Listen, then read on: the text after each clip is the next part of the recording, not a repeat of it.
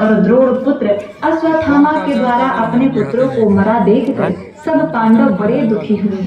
तो पुत्र के शोक से व्याकुल होकर द्रौपदी अपने सखियों के साथ ब्राह्मण श्रेष्ठ धौम्य के पास गई और धौम्य ऋषि से द्रौपदी ने कहा कि हे विप्रवर, कौन सा उपाय करने से बच्चे दीर्घायु हो सकते हैं, कृपया कर विस्तार से बताइए। धौम्य ऋषि बोले कि सतयुग में सत्य वचन बोलने वाला, सदाचार करने वाला, समदर्शी जीवितवाहन नाम का एक राजा था। एक बार वह अपनी स्त्री के साथ अपने ससुराल गया और वहीं पर रहने लगा।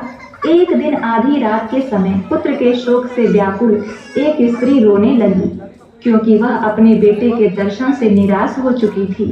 उसका पुत्र मर चुका था। वह रोती हुई कह रही थी कि हाय, मुझ बूढ़ी माता के सामने मेरा बेटा मरा जा रहा है। उसका रुदन सुनकर राजा जीवितवाहन का तो मानो हृदय विदीर्ण हो गया।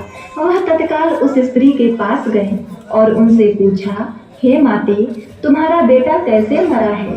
बूढ़ी औरत ने कहा, एक गरुड़ प्रतिदिन आकर गांव के लड़कों को खा जाता है। इस पर दयालु राजा ने कहा, हे माता, अब तुम रोना बंद करो और आनंद से यहाँ बैठ जाओ। मैं तुम्हारे बच्चे को बचाने का यत्न करता हूँ।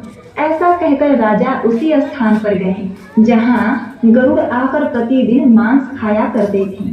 उसी समय गरुड़ वहाँ आ गए और उस पर टूट पड़ा और उस राजा का मांस खाने लगा।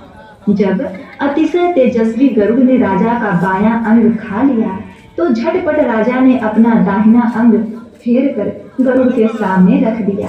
यह देखकर गरुड़ जी ने कहा कि तुम कोई देवता हो, कौन हो? तुम मनुष्य तो नहीं जान पड़ते।